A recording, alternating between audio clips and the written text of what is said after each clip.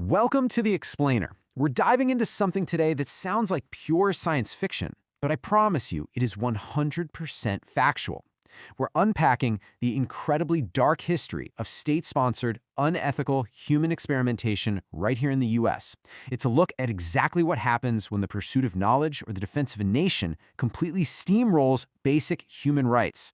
Listen to this quote. Dermatologist Dr. Albert Kligman shows up at Holmesburg Prison in Pennsylvania and actually says, "All I saw before me were acres of skin. It was like a farmer seeing a fertile field for the first time." That is just wild. He spent decades testing stuff, dioxin for Dow Chemical, skin blistering agents for the Army, straight on inmates. I wanted to start here because we really need to drop that whole Hollywood mad scientist stereotype. This wasn't one rogue guy in a basement. It was an institutional reality where doctors looked at captive human beings and just saw raw materials. All right, let's get into it. Act 1, in the name of science. So who were they testing on? Well, it definitely wasn't willing, informed volunteers. These early experiments totally preyed on the most vulnerable people in society, the ones who literally couldn't fight back or didn't have a voice. We're talking institutionalized children at Sonoma State Hospital getting painful spinal taps without any parental consent, all the way to active-duty military guys just following orders. The overarching theme here? Absolute vulnerability. And you really see the horrific scale of that vulnerability with the Tuskegee syphilis experiment. Started back in 1932, researchers studied 399 impoverished black men infected with syphilis. Now, they were never actually told they had the disease. They thought they were getting treated for bad blood. But here's the truly evil part. When penicillin became widely available in 1947 as a proven cure, the researchers intentionally withheld it. They literally went out of their way to make sure these men couldn't get care anywhere else just so they could watch the disease run its entire devastating course. Just look at this number. 74. Out of the almost 400 infected men, only 74 test subjects were still alive when the press finally leaked the story and shut it down in 1972.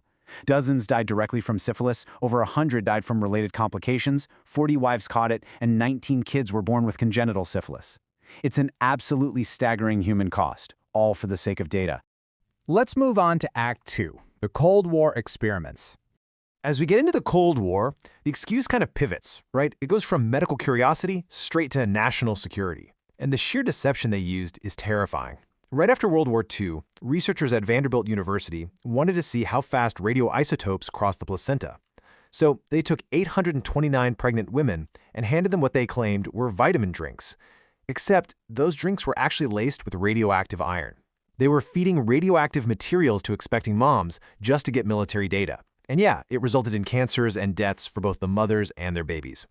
But it wasn't just happening in clinics. The government's testing spread to entire cities. The military actually sprayed biological and chemical agents directly over completely unaware U.S. citizens. Take Operation Sea Spray. The Navy sprayed a supposedly harmless bacteria over San Francisco to simulate a bioweapon attack, which ended up causing localized illnesses and at least one death. They even released bacteria into the New York City subway system to track how it would spread among commuters. And down at Fort McClellan, military personnel were deliberately hit with mustard gas and nerve agents without their consent just to test out decontamination methods.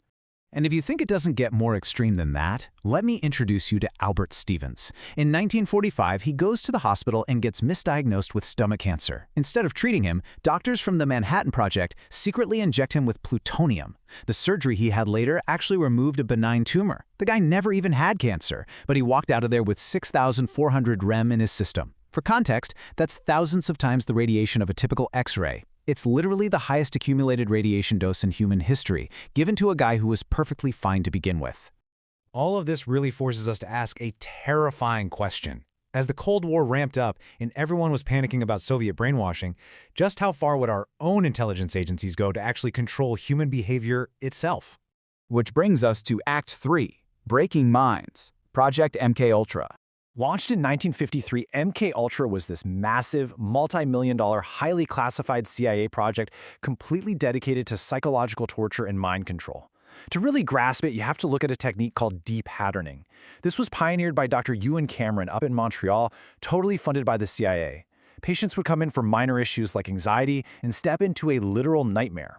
Cameron would put them in drug-induced comas for up to 88 days, and while they were out, he hit them with massive, repetitive electroshocks. The goal? to completely erase their personalities and memories, just wipe the slate totally clean.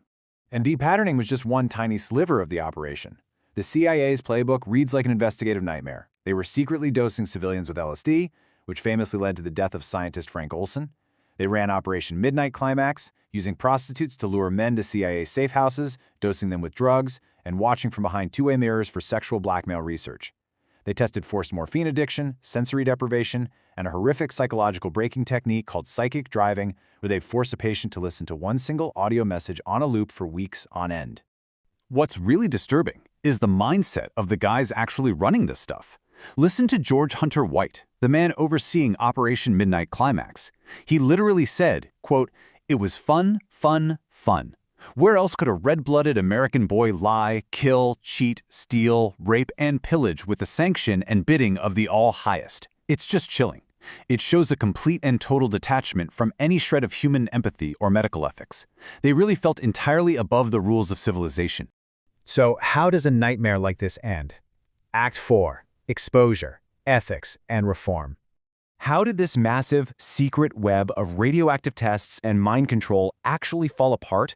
Well, in 1973, CIA Director Richard Helms realizes the walls are closing in, panics, and orders every single MK-Ultra file to be destroyed. And they almost got away with it. But someone made a clerical error. Thousands of financial documents had been stored in the wrong building, and they totally survived the purge. Because of that one little mistake, investigative journalists and the 1975 Senate Church Committee were able to rip the lid off the program and expose it to an outraged American public. And honestly, that public outrage is what finally forced some real legislative action. For decades, the US pretty much ignored international rules like the Nuremberg Code, but exposing MKUltra and Tuskegee, that finally broke the dam. The 1974 National Research Act and the 1979 Belmont Report basically rewrote the entire rulebook. They established a strict framework for institutional review boards, or IRBs, that oversee all medical research to this day. It's a massive paradigm shift. Think about it. The past was all about dark secrecy, fake treatments, and deliberately targeting the vulnerable. Today, the absolute cornerstone of any research is mandatory informed consent. You have to know the risks, you have to agree to it freely, and there are specialized oversight boards specifically designed to make sure marginalized groups are never, ever exploited like guinea pigs again. But here is the ultimate gut punch. Despite all these modern rules, and despite undeniable documented proof of literal torture, radiation poisoning, and death, as of 2007, not a single U.S. government researcher had ever been criminally prosecuted for any of this. The perpetrators largely just evaded justice. And the vast majority of the victims, they never saw a dime of compensation or even a formal acknowledgement of what was done to them. I'm going to leave you with one final thought for our explainer today. We can definitely take comfort knowing we have modern laws and ethical frameworks right now keeping us safe from the horrors of the past. But remember, Tuskegee went on for 40 years before it leaked. MKUltra was inches away from being permanently erased. So yeah, we have laws today, but how long is it going to take us to uncover the secrets they're hiding behind closed doors right now? Keep questioning, keep learning, and thanks for joining me.